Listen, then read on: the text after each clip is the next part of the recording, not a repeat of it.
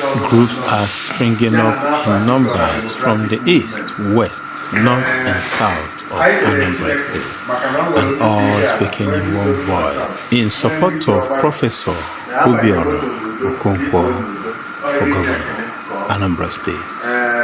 Introducing the latest among the group, Dikeora Democratic Movement. It is what it is. Ngala Igbo. South North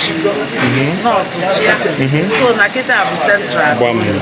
So na when we dey manage to make sure na central win. And the Dikeora bụ nwanyị. Onye nke maka na ogbunike na ogidi. Dozi foto Dikeora. Afọtara m as onye na-anụ akwa ụmụ ọkụ. Ọ bụgodị sọsọ mgbe ọ na-eri ji.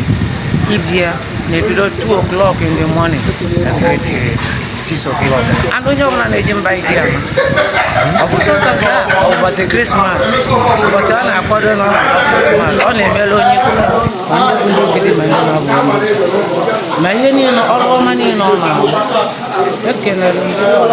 so the mother Obana or Chichi, Oya, Mekalia, look at those Gawalan, comment in a neglect, but they go never bless press. Well, you got Galo the Olwa, Obazia, Olwa Makaji Mala, and if I'm on a melon, you could issue hello, well, we can nature, can